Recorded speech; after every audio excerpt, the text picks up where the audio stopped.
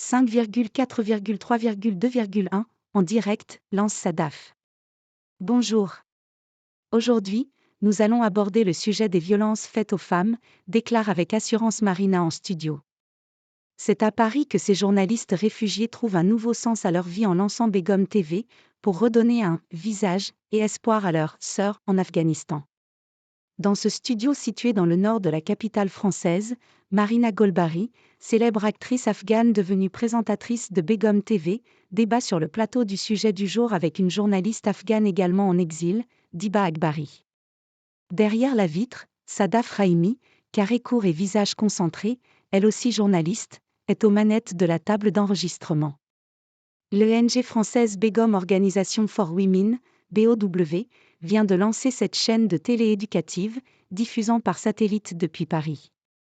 Unique en son genre, elle propose en continu et gratuitement des cours vidéo reprenant le cursus scolaire afghan de la 6e à la terminale, en langue dari et pachto, plus de 8500 vidéos, à destination des collégiennes et lycéennes privées d'éducation. Car depuis leur retour au pouvoir en août 2021, les autorités talibanes ont imposé leur interprétation restrictive de la loi islamique, multipliant les mesures liberticides envers les femmes. Elles ont exclu les femmes des établissements d'enseignement secondaire et des universités, faisant de l'Afghanistan le seul pays au monde où l'éducation des filles est interdite après l'école primaire.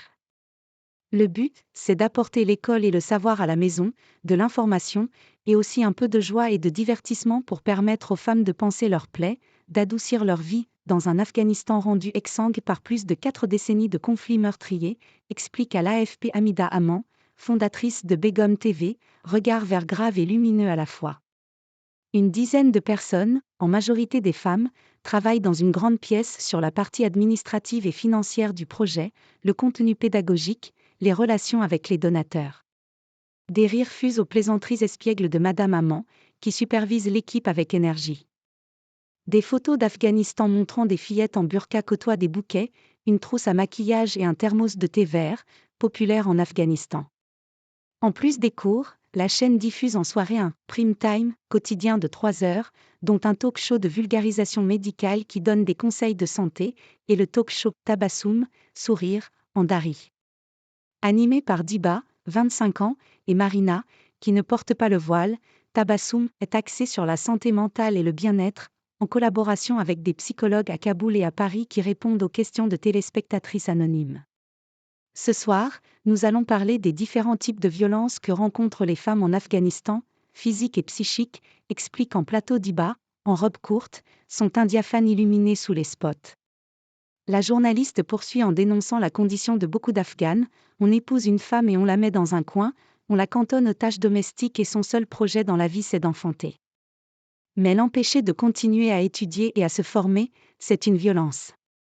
Une fenêtre. À travers nos programmes, on fait de notre mieux pour apporter des réponses concrètes aux femmes sur leurs problèmes familiaux ou psychologiques, pour qu'elles ne baissent pas les bras, qu'elles restent fortes ensemble, explique Diba à l'AFP. Une liberté de ton que permet le fait de diffuser depuis Paris. Nous pouvons parler de sujets bien plus variés et sans tabou, souligne Madame Aman.